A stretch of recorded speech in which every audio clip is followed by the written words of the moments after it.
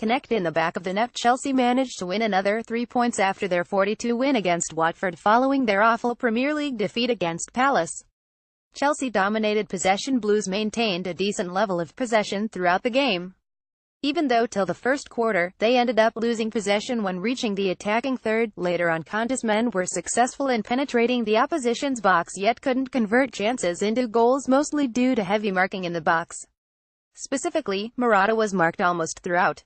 In fact, any attempt to clear the threat by the home team led to give the possession back to Chelsea to keep on attacking.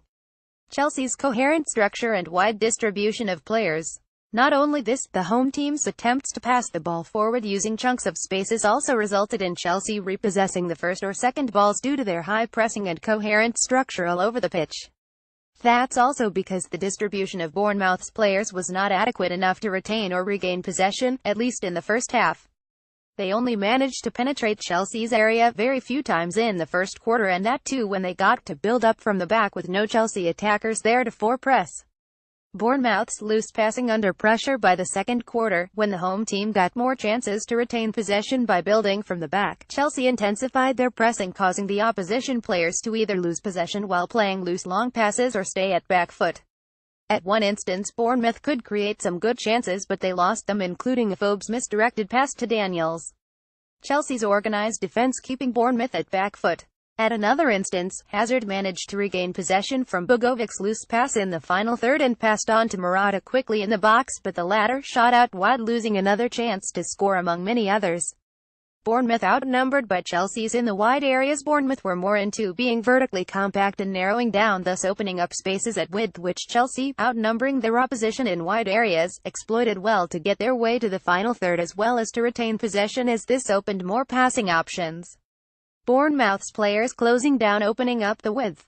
Chelsea's coherent structure in the second half. Chelsea did more aggressive pressing and pressing and kept up their coherent structure, which allowed them to retain possession and win first or second balls to initiate quick counters. Hazard did his job well to get into the passing lanes with his runs and flicks, and also dropped back to take and dribble the ball up the pitch, which stretched the opposition's backline.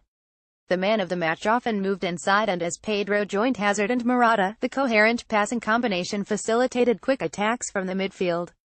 Hazard smartly scored goal for their first and only goal. Bakayoko won the first ball in the midfield from the Bogovic's loose goal kick, which Morata managed to pass on to Hazard with pressers all over him.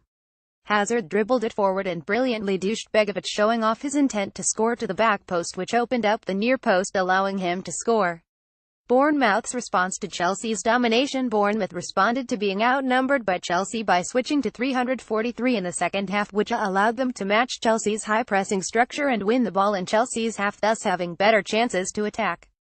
Bournemouth resultantly put more pressure on Chelsea by penetrating their midfield more often than before. Even though they ended up losing possession in mid or final third, this kept Chelsea worried of the defence limiting the wingers to become timely available to create or join attacking moves in the final third.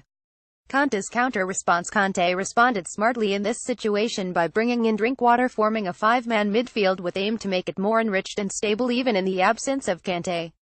This worked well to relieve the pressure from Bournemouth, who had started to gain control in Chelsea's half, and again forced the home team to drop deep into the box. Overall, Chelsea were successful in maintaining a constant attacking and counter-attacking threat. Written by Farkhanda Jabin. Like Oposts on Facebook. You can also follow Oposts on Twitter at Oposts.